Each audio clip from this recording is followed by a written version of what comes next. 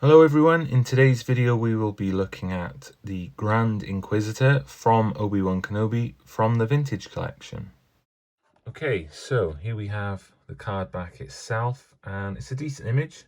I'm not sure if that's taken directly from the show, it might be. But yeah, it's a decent image of the character on there. Can't really complain about that. There's the figure in there, and then rest of the wave on the back there, VC293. So yeah, we're going to go ahead and open this up.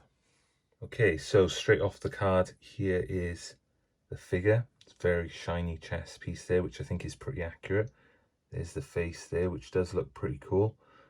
I'll talk a bit more about my thoughts on the character and everything else, and the show and his portrayal in the show and everything else later on at the end of the video. For now, I'm just going to kind of do a close-up look of the figure itself, and it's looking pretty good, to be fair.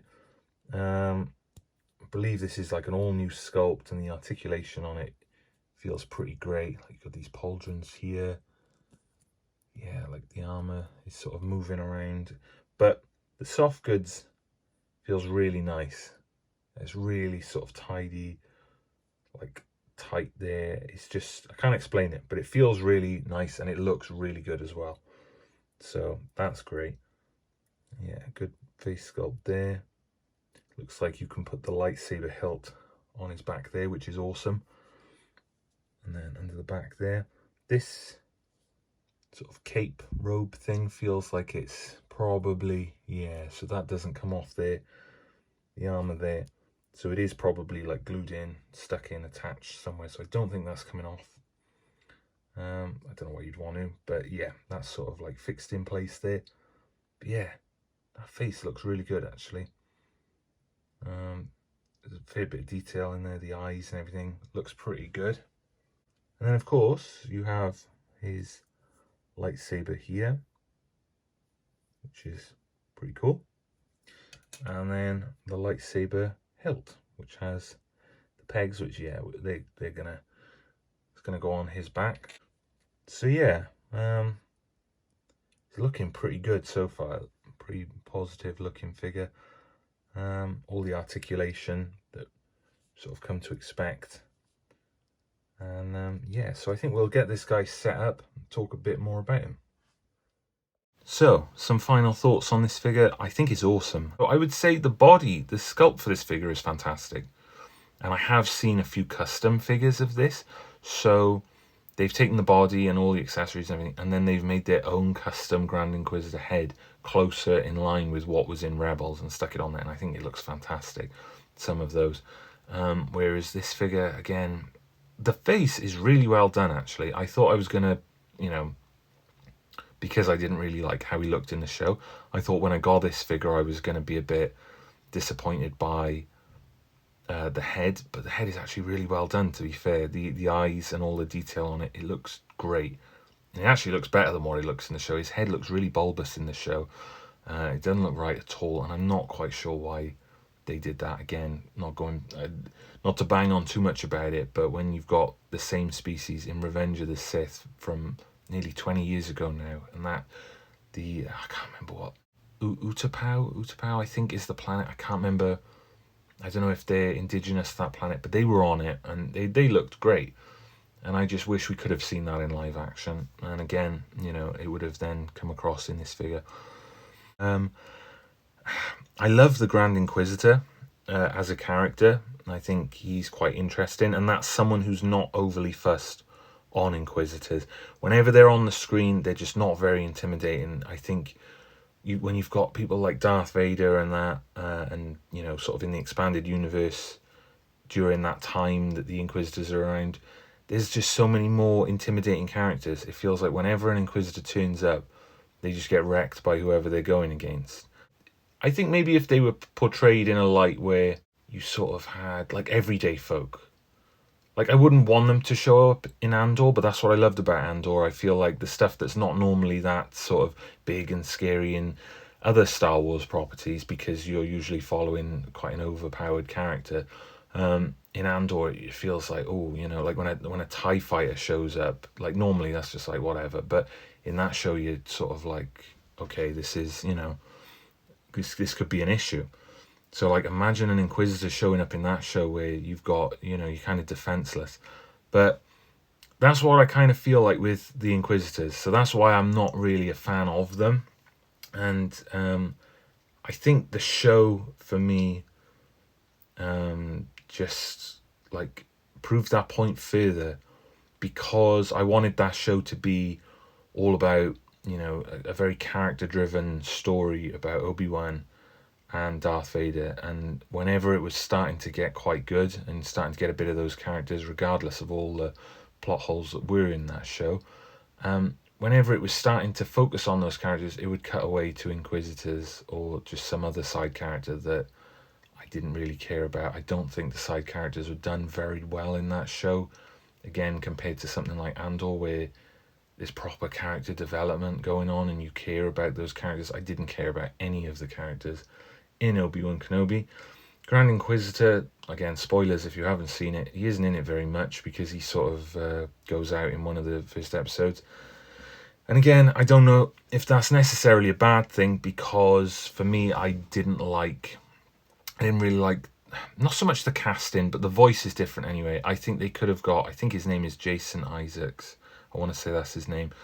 He's been in a load of things, but probably one of those more notable things was Lucius Malfoy in the Harry Potter films. I think he's got quite an iconic voice, and in the show Rebels, like, he was actually quite an intimidating antagonist, because, you know, he's the Grand Inquisitor, and most of the time I'm pretty sure he was just going up against like sort of Kanan, and then at that time Ezra was like, you know, he didn't have a lot of skill. So I enjoyed his character in the show, in Rebels. And then when I found out they weren't casting him, I was like, okay, well, you know, it could still be decent. No, nothing wrong with the guy who portrayed it, but the voice is very different. And I think a big gripe, again, not to sound like a broken record, is the head. Like, the head is completely wrong. So again, we'll hear about the figure, not so much about the show and my thoughts on that, but it kind of does ebb into this a bit, my feelings from the show, because obviously that's what he's from. I love the character, like I said, of the Grand Inquisitor, but his portrayal in the show isn't my favourite. But from a standpoint of the figure, he looks great. I think he will look good set up with my other figures from that show. The sculpt is fantastic. He just looks really premium. It does look good. I said this in the HK87 video, like, I wasn't too hyped about this figure. I got him because it's the Grand Inquisitor. He's quite a big character. Overall, he's quite a big character, so I did want to purchase this figure, but again, I wasn't particularly hyped up. Like, some of the ones that are coming out I'm really excited for. But this guy I wasn't too excited for, but he's actually really good. I didn't think he was going to be bad, but the detail in like the lightsaber hilt, in all the armor, it just looks spot on. I can't fault it at all. All the detail is there. Like I said, that face sculpt is really well done. And yeah, the soft goods feel really good as well. To go back to that, it feels really premium. Everything sits in place nice. It's not flapping around. It's not overlapping. It doesn't look like it'll be easy to fray, which is nice, because I absolutely hate that when robes and stuff start to fray really easily when you get them out of the packaging and stuff. But there doesn't look to be any sign of that. So yeah, I would say this is a really great figure. Regardless, again, if you're someone like me who's not that fussed on the character from, you know, this particular iteration from the Obi-Wan show, even then I still think this is a great figure. Because the level of detail, even in the face, is great.